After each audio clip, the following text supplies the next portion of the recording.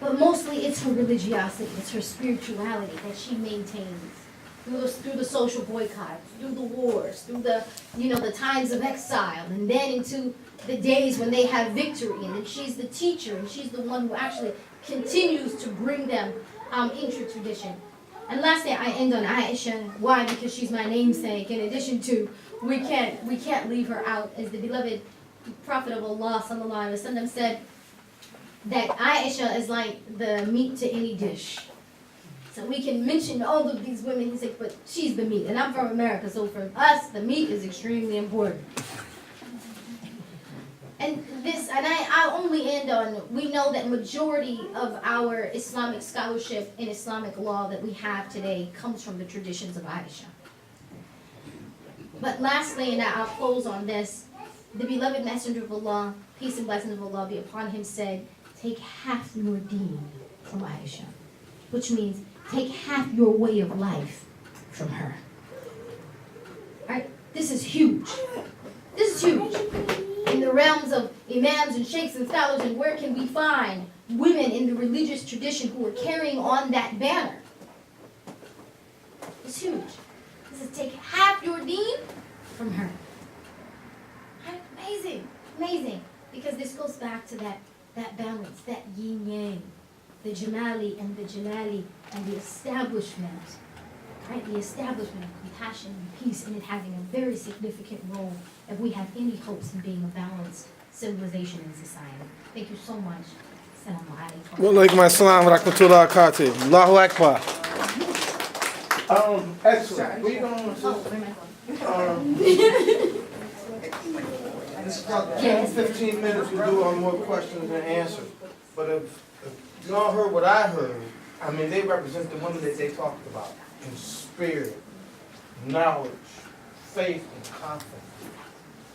It was very motivating, very stimulating. Job well done. So, question. Bravo. So, you guys talked about how women have always been important, and that's personally, I believe that's very good for me. But one thing that I really don't understand is how, like from the time of the Prophet Muhammad, what happened that today it's like when you look at someone with the hijab, you feel like, oh, that person is suppressed and suppressed, and they're chauvinism. And when you look at someone without the hijab, like I don't wear the hijab, people think, oh, you're just, you're away from your religion. Like, how did those extremes come into the society? How did this happen? We've been taking a few, so Yeah. this is. Oh, right, you're right. This is my time. This is my question. Tag, I'm it. I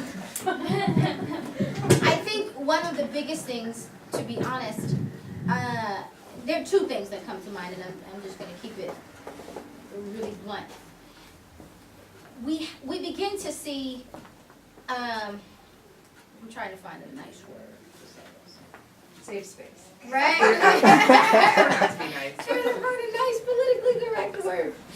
Let me say this. As our traditions, what happens is when the Islamic tradition began to spread to other lands and other regions, that, when you took religion and it met culture, it began to develop this mix between the two.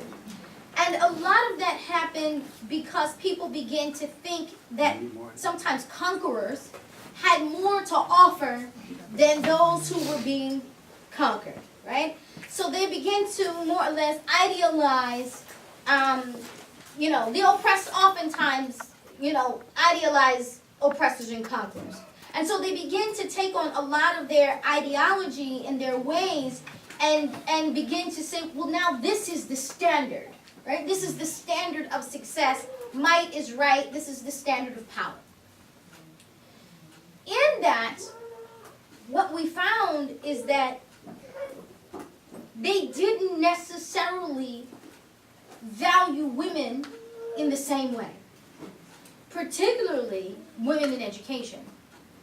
And as long as women are not in the positions of power, right, or in the positions of teaching, you're going to find, sadly, where her rights, her liberties are marginalized, right? And this is just about about, struggle for power, struggle for, so where we find this imbalance, you find this struggle. So the hijab is a statement that scares people because, not everybody, but a lot of people, because it's a statement that says you are not my God. And I do not conform to what you say. I will not conform to your sexual ideology. I will not conform to your hypersexualization of the woman. I am not your object. And so you can go somewhere with that. Right? For many women.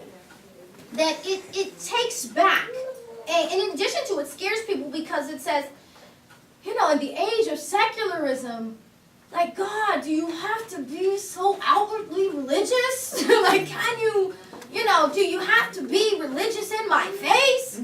Like, it reminds people of your commitment to what you believe in as opposed to your commitment and your conformity to what I believe in. Right?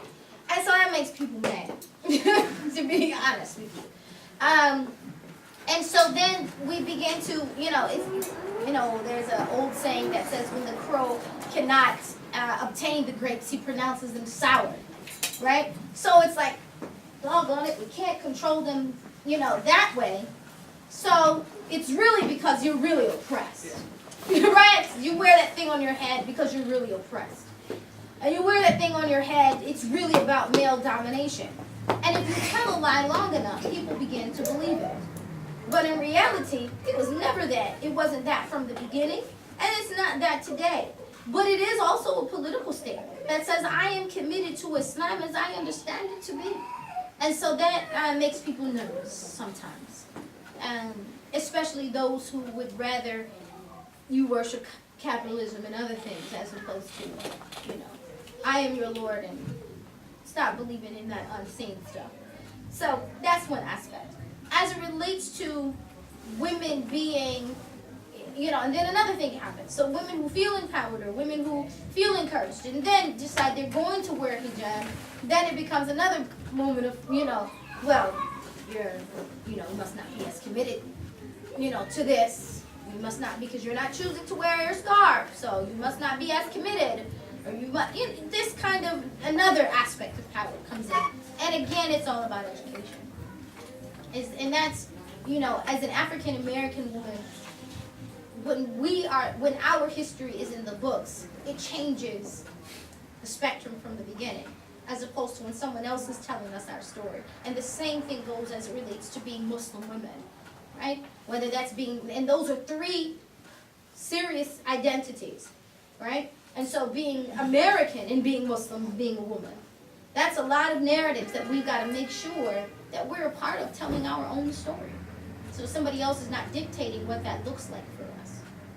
And just to kind of add on, I think what you really see, there's an organization in Cairo called Women in Memory Forum, and they actually take the verses from the very beginning and the hadiths from the very beginning, and they trace where it goes off. Where does this interpretation start to go sour? And it's a direct parallel. You see, as the Victorian era comes in, we go off in this direction. And so it actually traces, subhanAllah, like the interpretations, and it shows what was once in parentheses, for example. Like, I love the example they give on Adam and Eve. Like, what was once in parentheses, it used to say, well, Yahud and Nasara, and the Christians and the Jews say. Then it shows how the parentheses drop, and then how the whole sentence drops, and then how we absorb it into our tradition, and it's never part of our original tradition. So if you go back, there are scholars who are actually tracing exactly that question. Where does it start going off?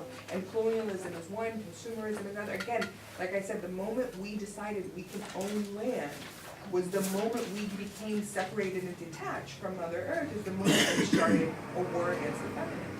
And it's, you see it take and manifest in different forms, but I think colonial is one of the biggest links that they found when they did that research. I'd also add, simpler general answer just as a context point is, you guys might have to help me with my religious history, but Moses goes up the mountain, right? He's got his people, we're all on board, yay. Goes up the mountain, comes back, what's happened? People have slid back, right? there's a natural tendency, and it goes back to what we were talking about a little bit earlier, it's easy to forget, right? Maybe you're taught certain things, but human impulses want to distort it back to the easy way of things and preserving status quo. And status quo was patriarchy, and the status quo increasingly goes towards restoring towards a capitalist tradition because there are limited resources in the world. So if we've got to spread that around equally across all people, well, there is less for everybody. But if we could put away half of them somehow, that can change the narrative. I think the answer to your question also heavily depends on who you're talking to, where they are, frame of reference. There are absolutely countries that are using the hijab as a form of oppression by using it as a way to hide women. That's not the intent. It is a form of empowerment, right? But what a convenient way to use a little bit of truth and narrative and distort it to what you need it to do as maybe institutional leaders or whatever that want to change it, right? In the West, I think, I only started wearing hijab very recently, 2 years ago, and around that same time that we talked about earlier, a lot of changes. But I think here especially, hijab, meaning just headscarf or other articles of faith you're wearing, are a form of defiance and nonconformity. Whereas in other places, it's actually, if you don't wear it, would be taken as that, right? So it depends who you're asking, where they're located, very important context. But here, it is going against what, Manal talks about, that why do you have to be all up in our faces with your faith? Because it's there, right? It shows a boldness people don't know what to do with. And one of the reasons I called out the narrative of excluding women that don't cover is it's a way to divide and conquer, and I will not allow it. We need to make our spaces inclusive and welcoming, because whether you decide to or not one day to wear it, you're my sister in faith, and we need to work together, right? Because our strength cannot be divided that way. And I just want to jump back in because, again, taking Muslim women into the larger context of women's issues. And I mean, like, the attempts to divide out women is constant in every society. I mean, think of the mommy wars. That was a way of hitting women, between people who stay at home and people who work. And it became like a huge issue in American society. And until now, like, you see all this divide between women, and the hijab and non-hijab is a way to divide us out. And women have to rise and say, we see that trick. We got you. We know your patriarchal tricks now, I do want to point out one thing that's a little bit of a tangent. I come through conflict resolution as an economist because I really, really worry when people talk about conflict only in the form of identity. And I really, truly believe one of the greatest lies sold to us is the lie of scarcity. Yes. We live in abundance. Yes. We live in abundance. It's a distribution issue.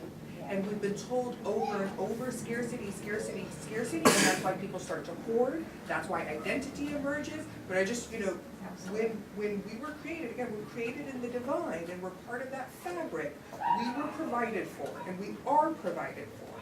And again, when I say climate change and environment and stuff, all of that is tied to control and trying to manipulate and try and think, but it's all these lies we've been sold.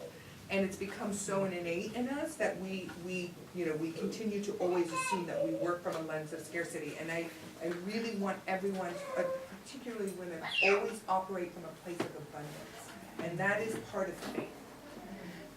I want to say this one thing that's very important, is that women, Muslim women actually, don't have a lock on hijab. And what I mean by that is that we don't ask that question when it comes to nuns. We don't ask that question when we're looking at, the statue of Mary. We don't ask that question when it comes to Orthodox Jews. It's just somehow when we're talking about Muslims that now we have that question. And so, I begin to question people's motives. When we're talking about dividing and conquering, and you have a reason why you want to single them out, right? And and a lot of it has to do with money. It goes back to what I touched on way in the beginning of narratives. Narratives are very important in both, all the professions sort of that I've had. Narratives become, part of history, narratives as a political tool, and someone's trying to create a narrative on both sides of that, right? You've got to be careful and screen what narrative is what they're trying to ask me supporting. And you gotta name it. We can't change it until we start naming it.